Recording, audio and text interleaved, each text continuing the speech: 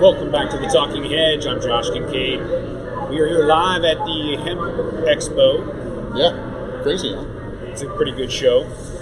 Last time I was here was for the Cannabis Collaborative Conference. Not so much a good show. So we're going to kind of dive into the ins and outs of conferences and what makes a shit show and what makes a good show. Oh, so we were talking about the whole... Who are you, by the way?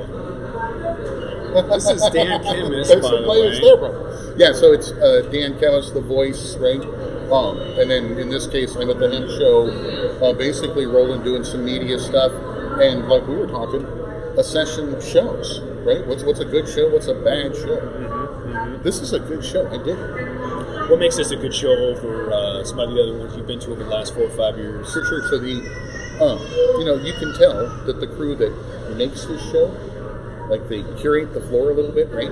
So there's a nice relevant mix of, like, there's some of everything out here, right? So there's some testing, sure. There's some people who are like wholesalers, right? But there's also like hemp farmers. There's a goddamn combine in there. I mean, it's zany, right? Because you're talking hemp, right? And then the other thing that makes a good show, I think, is buzz. And there's some buzz, right? This thing, like, you can actually hear it, I'm sure, in the background. There's a din, right? Because there's a lot of energy in the conversations.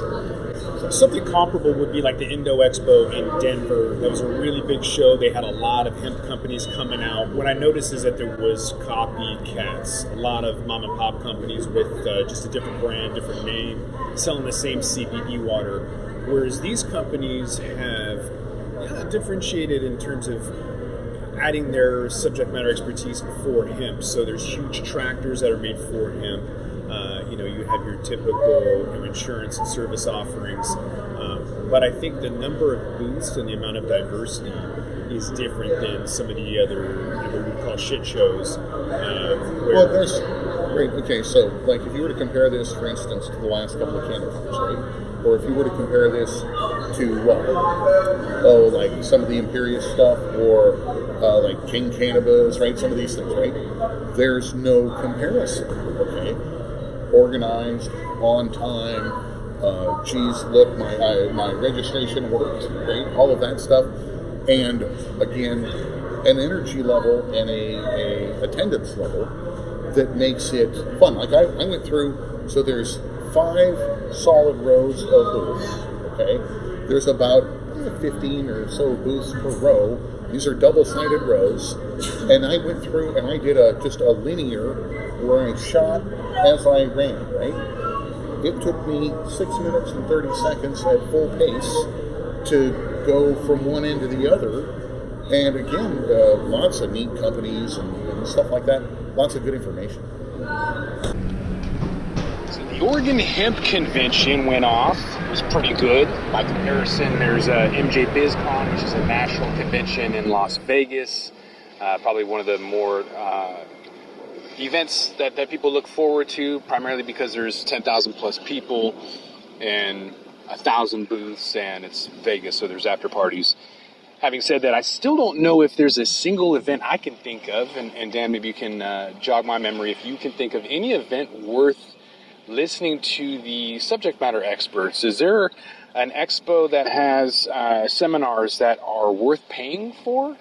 Well, so this is the trick, right? So yeah, the short answer is it's so hit and miss that you don't know till you get there, right? And then if you go and it's the same roster of the same people you found, valuable previously, the chance that they've updated their data is actually kind of low because they're all busy people. So it's a trick, no doubt. As somebody who's visited a lot of cannabis-related shows and hemp-related shows, what I would say is that it's more about the social networking, unfortunately, than it is about any given, speaker or presentation or anything like that. Yeah, nothing against the folks that put on the Oregon Hemp Convention, but I just found the last show I really went to and listened to subject matter experts was MJ BizCon in 2017. I was looking forward to listening to some financing tips, investment opportunities, and I was dumbfounded by how generic it was. The big takeaway was to get a note. A convertible note isn't anything new, and yet that was kind of the big thing. So for me, I just don't go. I'm not even sure that everyone is a subject matter expert. Maybe it's a matter of convenience. Maybe it's a friend. I don't know. I just realized that there's a lot of information on the internet, a lot of podcasts. If you want business, you can go to the Talking Hedge. If you want grow, you can check out Catching Fire. And so I'm not sure that it's an opportunity to go and listen to people speak so much as it is to see what's new, neat, niche from vendors and a meet and greet, kind of see who's out there, who's on the floor. Well, so you've touched on an interesting point, which is this: it's temporal, right? It's about timing.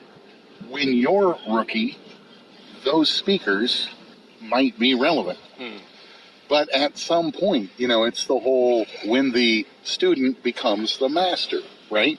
So you're in a place now where, not to pander, but, I've listened to enough business experts. I would qualify you certainly within the top 10% of the cannabis industry, business professionals that I know. And again, so I actually listen to you more than I listen to them. And certainly, a lesson I learned a long time ago. You don't just check, you check back. So you go, you watch the guy, he was above average. Anyway, point is, you don't just check, you check back. So, for instance, if somebody talked to you in 2016 and said, what does this guy know about cannabis industry business, right? That'd be a very different impression than 2019. Okay? Not that you were bad, but you're, much better now. I think the same thing, you did the same thing with the shows, but I also think that for the most part, I end up underwhelmed by, when I'm in those rooms, for the most part. Yeah, it takes at least 3 years to make a trend, right? I mean, a golfer would tell you it takes 20 rounds to figure out a golfing handicap, but over the last 3 full years since legalization in Washington went from the medical to recreational around June or July of 2016, we've seen 3 full years.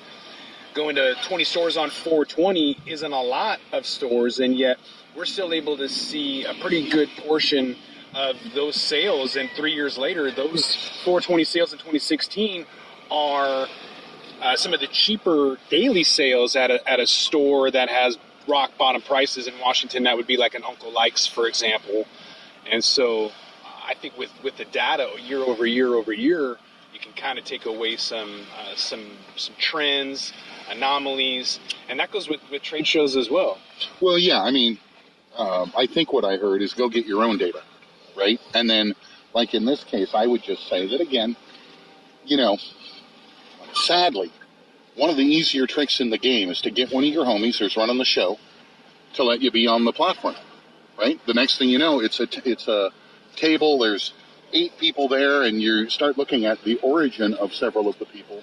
And again, it's not to knock any one person, it's to say it's all industry, it's every industry, it's how it works. And in turn, again, when you're new to the industry, you're like, oh my God, cool people at the table.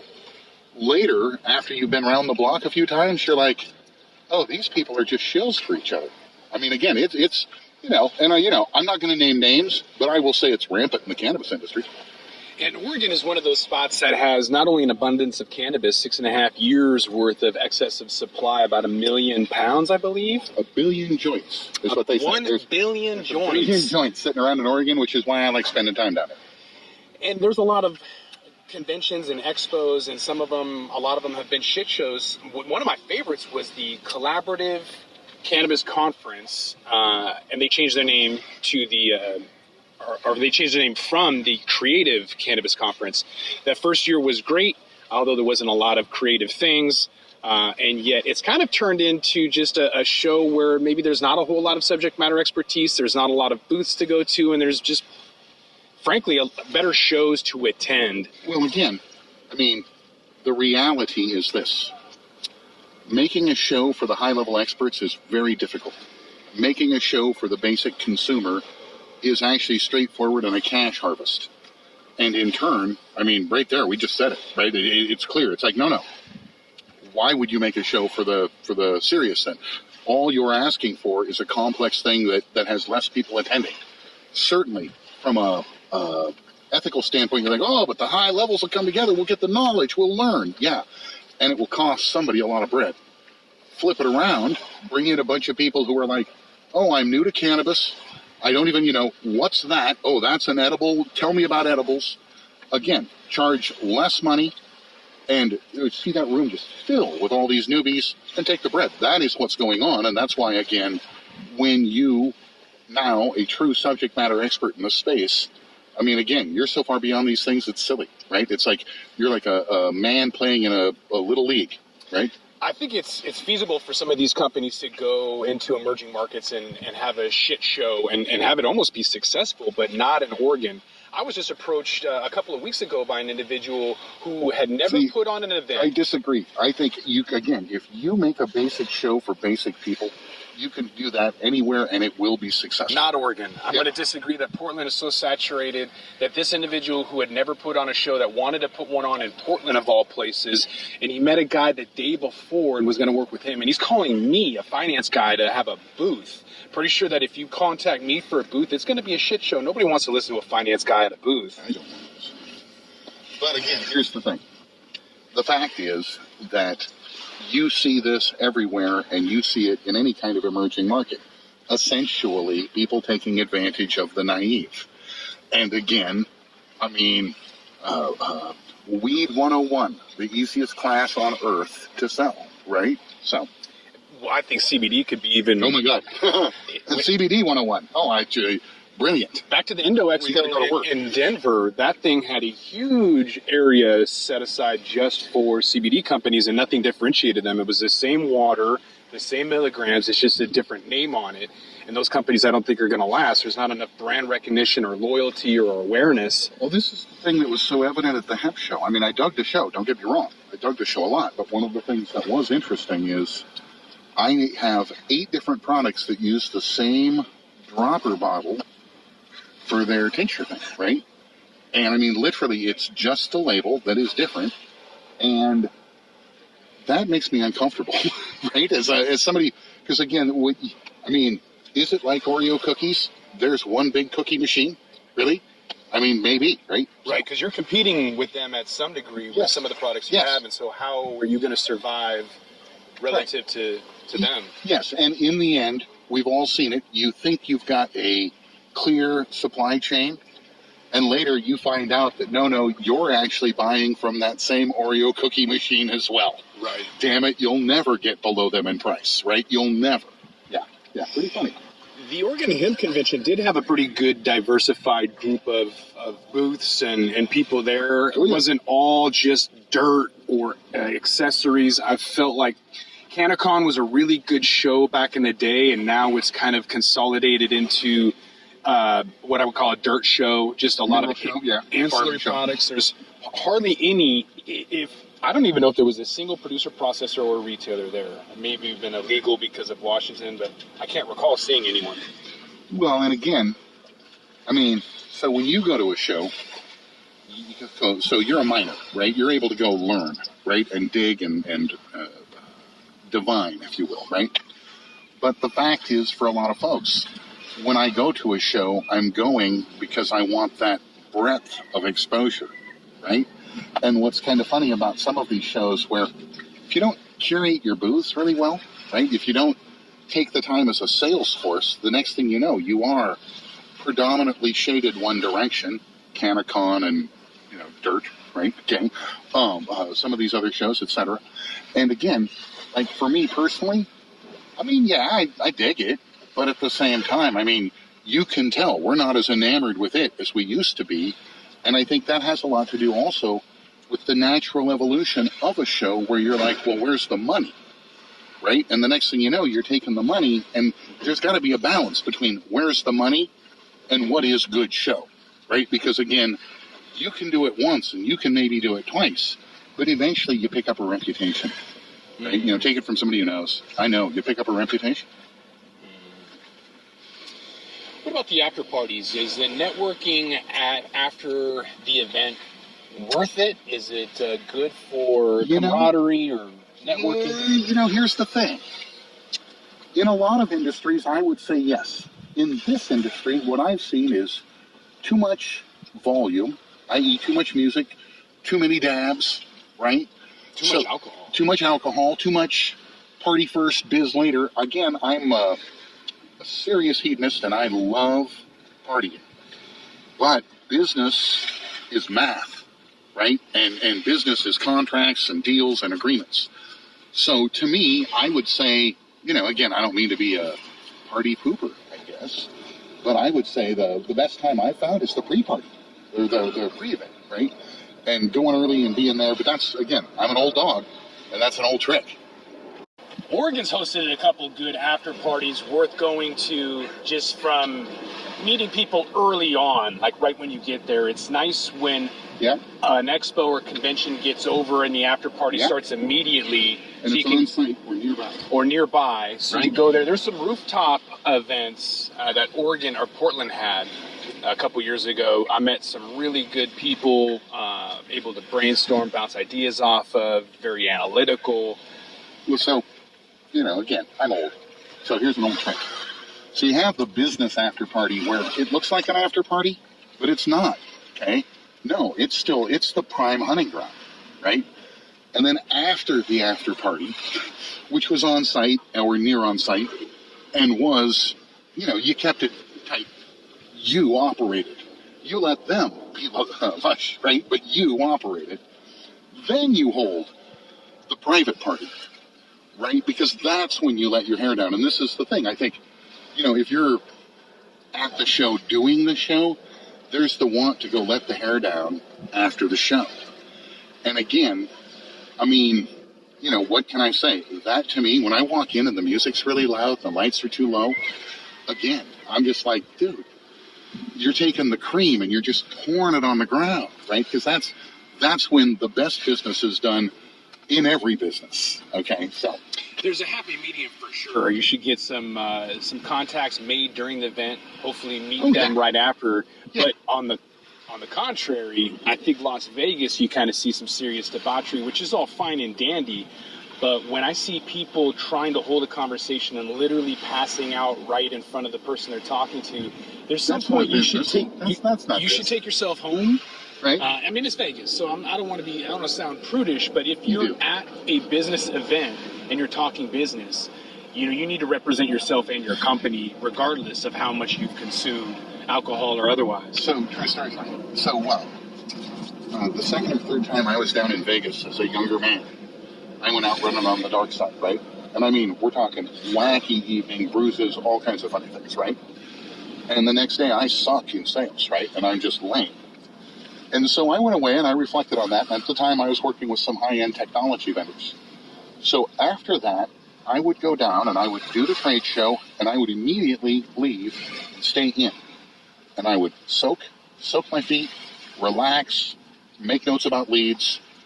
The next day I would go in, and by the end of the show, I had people saying to me consistently, how the hell, right? Because again, you go out and do those things, sure you can, and sure it's fun.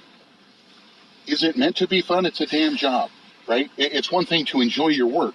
It's another to let fun become more prevalent than your work. So again, that's my opinion. I've seen you tackle a whole stack of business cards, 2 inches of business cards, 400 booths. Yes. You get to who you need to, who you want to, and you yes. follow up. Driven. Yes. What's your trick to networking, or what's your goal when you see an expo? So first, one of the things I like to do is I am always early. Okay. I do whatever I need to do to be early. Okay. Second, I catch them when they are still fresh. Okay, so they're excited to see me. I'm one of the first 100, not one of the last 1,000, right? And then, I map out before I go. I move fast and I control conversation. You can tell from the way I talk, very clipped, right? Very direct. And so I engage, and not to be rude at all, but I dismiss. Cool, thank you. I appreciate this. We got to go, right? And again, especially on something like a trade show,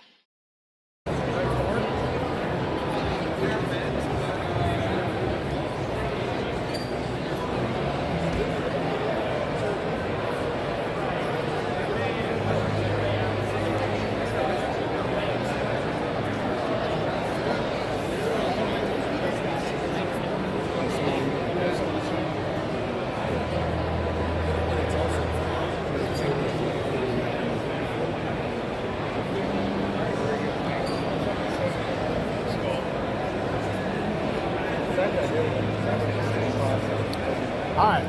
How's the process work? How does the process work? Yeah, is this the beginning? No, the beginning is actually in the field, right? Right.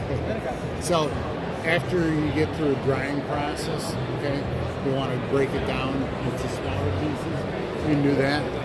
Okay, so you'll get chunks out of this.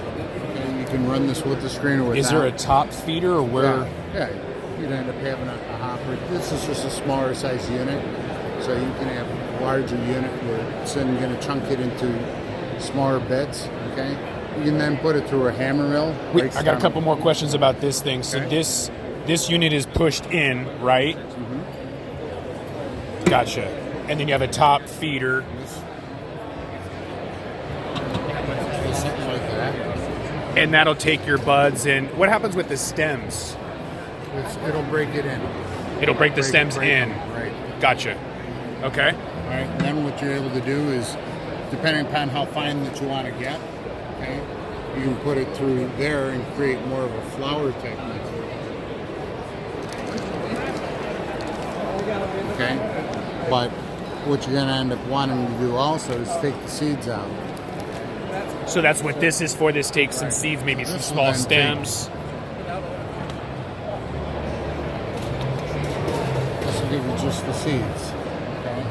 And then you can take the rest of this and mill this down to other materials.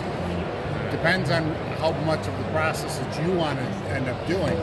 Some are saying once they get through this and they get the seeds out, this is all going to go to a farm for bedding or whatever. Some want to take this and extract off of this. Some want to pelletize it for other purposes. We extracted off ours. Right. There you go. This sure looks like a lot better way than I did my seed. So this is an option to take larger buds, smash it down, and then you were mentioning this other hammer mill. What's the difference between the lump breaker and the hammer mill? This will break down into chunks. This will break it down into a flower. So they're basically Much a different finer, stage. Much finer. And so you've got a mesh screen down here. Is that to separate material or? This is so that all the particles that are coming through here are going to be no larger than the screen size. It stays in here until it gets broken down to the smaller size. Is that preventing stems from making its way through, or are they already ground in? They will get ground in or they will stay in there. And how much do these units go for? This is about 60,000. 60,000 for the hammer mill, Right. and then the lump breaker. Breaker is about 20,000. The screener is about 40,000. Okay. So for under 150, you have a production line. Yeah, a part of the production line. Right. You know, it depends on how much of the process that you want to end up doing. Of course. Obviously, if you want to do an extractor, that's another piece. Right. Awesome. There's different conveying methods that are needed then to feed these pieces of equipment. I got a few more questions. I'm going to finish up. Which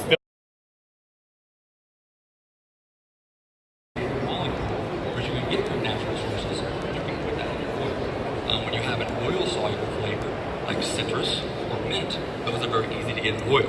But say you're wanting to come up with a 1,000 milligram tincture that is strawberry flavored. Since you can't get those 43 different chemicals into your oil, you're going to need a water-soluble tincture. So that's where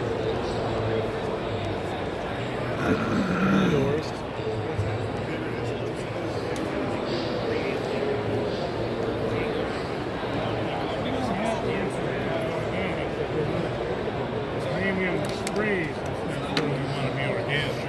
Sure. Okay. Good. Thank you. There's some little kid here.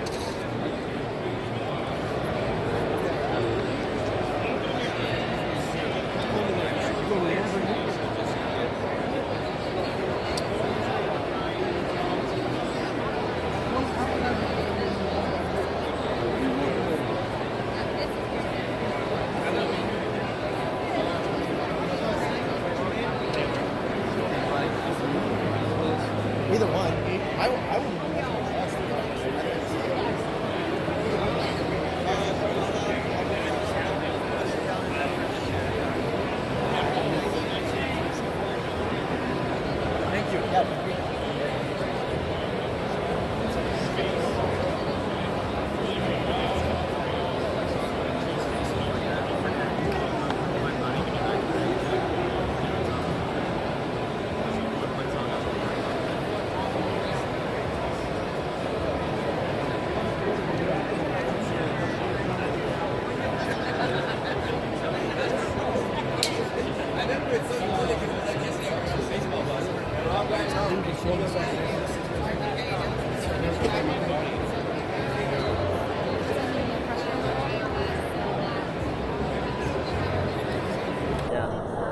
Is it? Are you familiar with Talking Hedge? Not really. I'm not sure if it's CBD or which. Yeah, got we're going on. full spectrum CBD.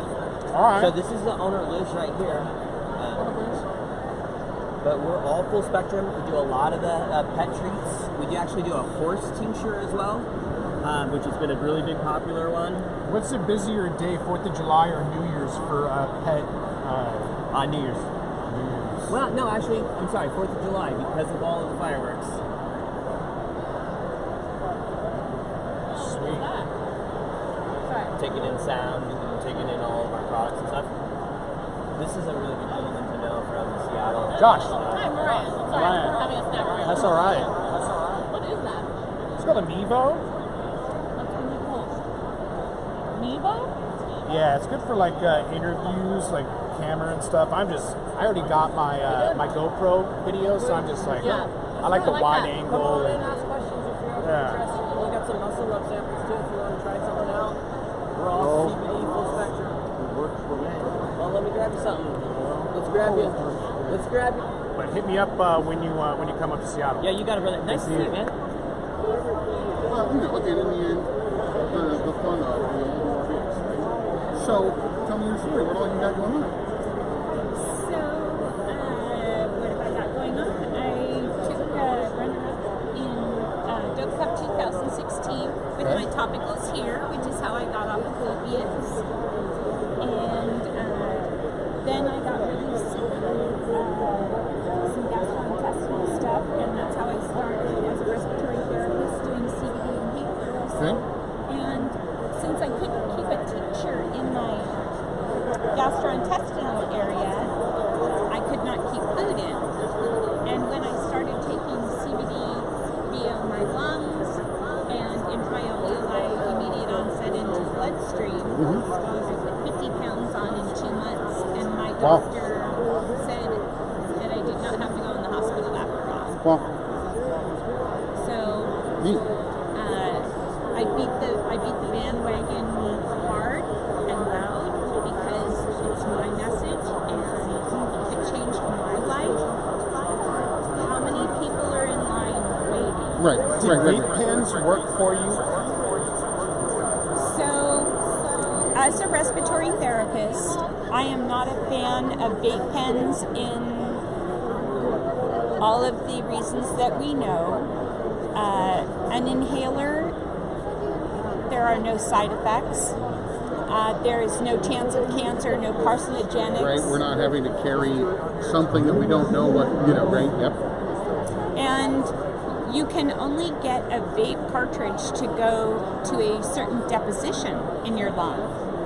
So therefore, you're going to have to wait for the onset. You're not going to get all of the medicine into your bloodstream, which is really where your body wants it. So, Where can people get the inhaler? at my website, that will be up next week. I'm sorry, you turned away right in the middle of my cheesy marketing picture. Here. Let's do this. I'm going to position you in such a way where we can see the dope cup thing. Okay, right there. Here we go. From, look at me, just a smidge. No, actually, look at this. Just kind of, there we go. So, it just really worked for me. And when I see people in my church that are church ladies that will try topicals now and will do something that is so Cool. Cool. So you can bring your banners, I don't care what, throw it all up.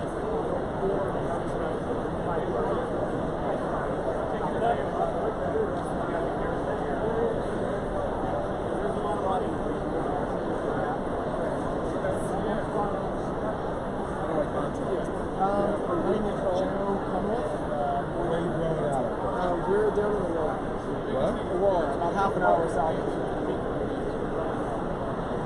Aurora, just south of Wilson. Just across from the beach. Oh, okay.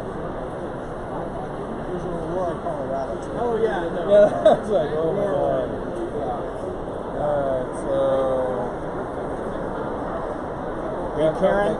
No, I'm Audra. She just stepped away for a And moment. that's kind of what we're looking at doing, is doing some Blunts, huh? smokable flowers. Are they pretty good sellers? But I'm thinking They are very good sellers. Smokable flowers.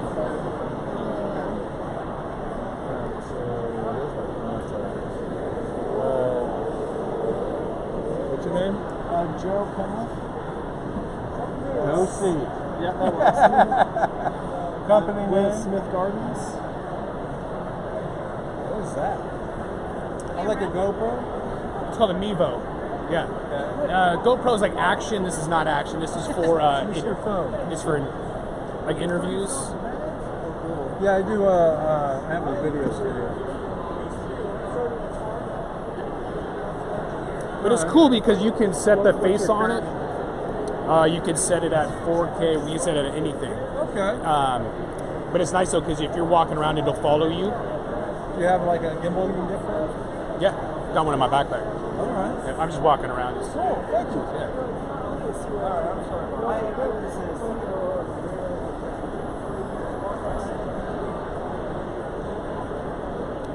You guys want to talk to me about this machine?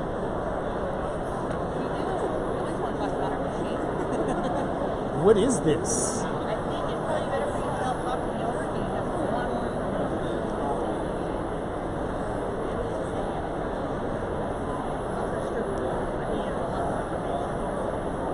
Is this a cheese grater from Horizon Harvesting?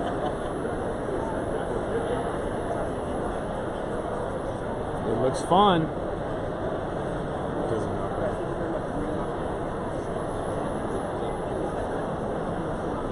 Hi. Hey, how can I help you? I'm Josh. Josh, nice to meet you. Seth. Seth. Yes. What are we looking at here? Well, this is my Boulder 2 stripper machine. A stripper. Yeah, so it's a bucker. It ends up pulling the plant, pulling the flower off the plant. So you open up the iris. So it's very similar to a munch machine. Is that one of your competitors for this process? Yeah, in the idea of pulling the flower off the plant. Okay. So the biggest difference is instead of having static dyes, you have to choose your dye. You can go ahead and open the iris, put your material in, and stop, and it will follow the stem down as it pulls through. Did you design it that way for to make it easier on the flower rather than ripping it apart, or why? A little bit of both. It will maintain flower, and also you don't have to sit there and guess the hole that you want to use. Gotcha. So because California's complaining that these machines are ripping their flower apart, and they kind of want a really pretty bud. Yeah. Does this help with that? It definitely will. Yeah. The only thing I recommend, because the anatomy of the flower and everything, if you have that big beautiful flower on top, it will rip the vent, and any machine is going to rip that flower because the anatomy of the plant, the stem is going to pull on. So I recommend anything you have really pretty on, clean that up, but it will maintain your flower pretty well. Awesome. I can't guarantee it's going to have the flower come out because you're still running something through a machine, no matter what you do. But really good job. But somebody who's like Organogram in Canada that's manufacturing 40,000 pre-rolls a day, they could use this just fine. You could, yeah. And we've seen some really good success at maintaining flower. It just really depends on the strain and the tuning. You have to tune it a little bit. You can mess with the speed up and down, the tension of the roller. And so how fast is it? So speed-wise, we don't really. It ends up going up RPM range off the gearbox. So we don't really talk about that. What we'll do between 60 to 80 pounds an hour. 60 to 80 pounds an hour. Yeah. All right. And that amount can go up and down depending on the operator because it does take a little bit of time to get used to operating the machine up and down. And then what about cleaning? How easy is it to Cleaning's clean? very easy. So basically you can pull the iris off here like this. You can stick this in a bucket of rubbing alcohol and let it sit there, and you can work it a little bit back and forth. It'll clean itself up with a brush back and forth. Pull it out, let it dry, or blow it off with an air nozzle. And then I always recommend spray down with some Hemp spray to kind of help with lubrication. And it does help with oil coming off a little bit. But yeah, basically that's it. You have a little bit of work in here to do. You can throw some alcohol in here in these vessels, flush everything out, clean it out. Since it's all stainless and everything, you won't have any interferences or any issues with rusting or anything. And how much does one of these units cost? We're retailing at $17,000. Okay. Yeah. Any maintenance outside of cleaning? The only thing you may have would be potentially some of the brass bearings we have inside, but maintenance is very minimal on this machine. You're not going to worry about changing out the roller, traction rollers, which would be the whole mindset is low maintenance and easy operation. Cool. Yeah. All right, Seth. Cool. Thank you. Appreciate it.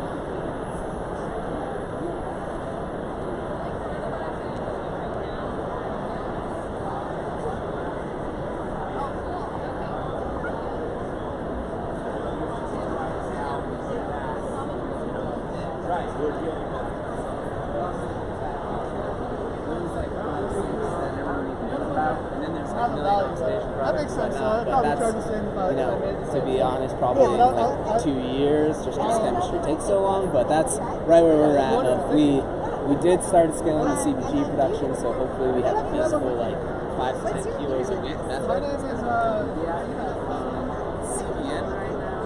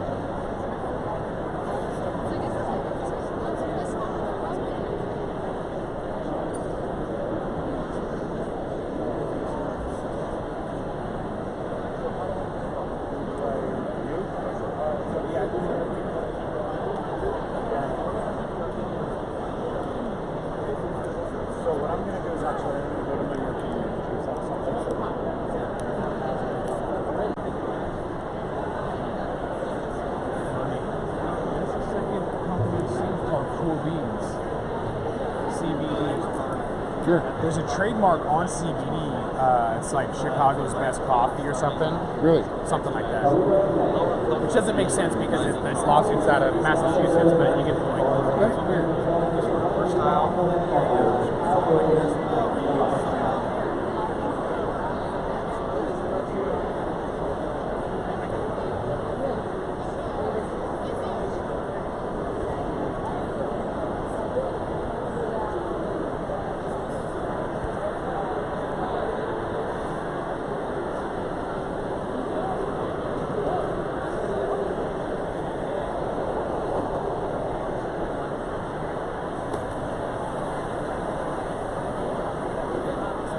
Digging it, Crop Logic, huh? Yeah, man. So, is this automation, or is it just? Yeah, so it's ag tech.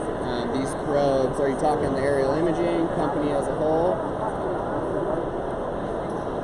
No, I mean just like is Crop Logic offering opportunities for you to kind of automate the system, or what is it? It's more recommendations. So we have agronomists out in the field and then technologies that help the farmer understand what's taking place, what's happening with that water that you're irrigating, with rainfall, where is that within your soil profile, do I need to be putting on more water, less Yeah, water? multiple points of contact. So if you're on a hillside, then the top is going to be drier than the bottom if there's Correct. runoff. Soil differentiation. Do I have more clay over here that has a higher water holding capacity? Do I have a sand that I'm losing on my water to leaching? And what do I need to do? And then we have aerial imaging technology that's tracking plant health through the growing season. Or seeding rates, so you can be like, hey, you lost these plants, we need to reseed that. We have an issue with fertility over here.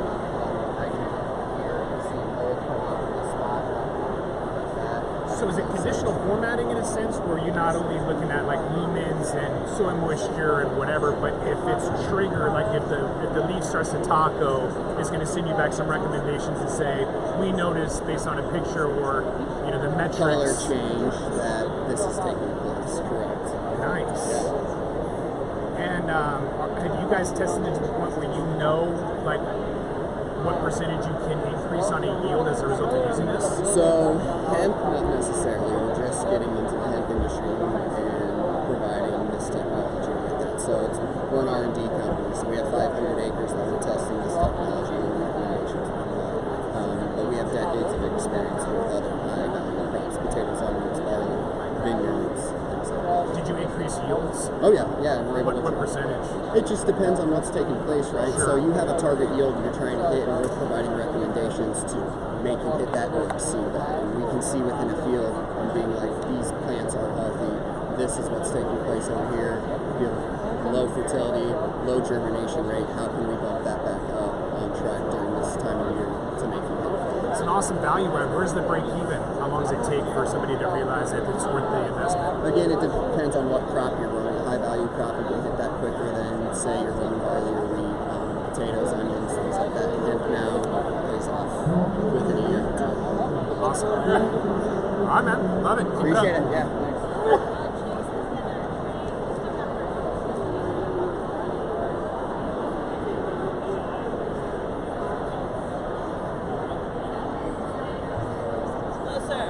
What up? How you doing, man? Good. Good to see you. I didn't even recognize you. I cut the curls off and stuff. So how you doing? Good.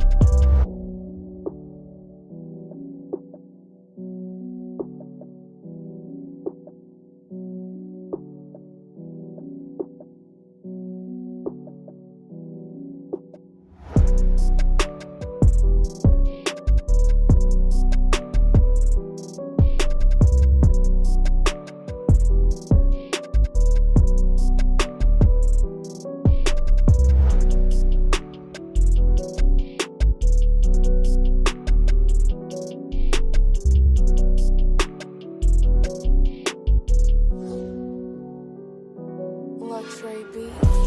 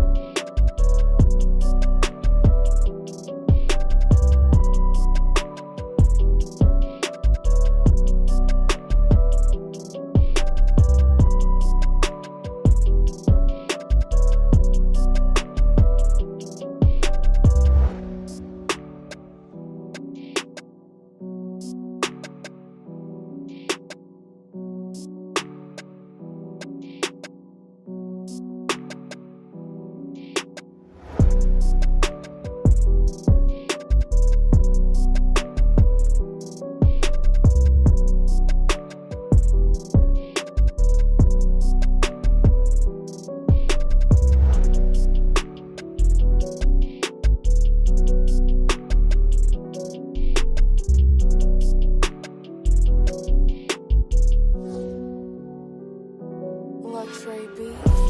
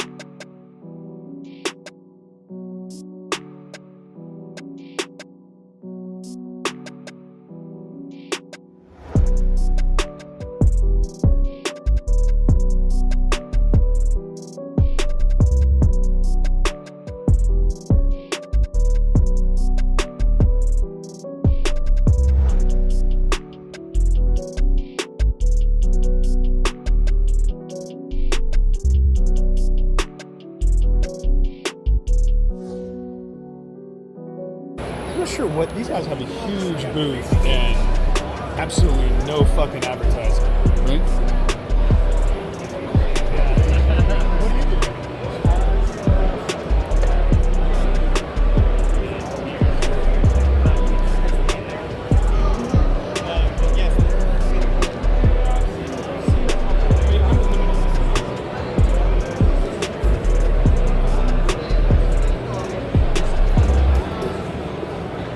Go over here and get a picture of you by the big wall.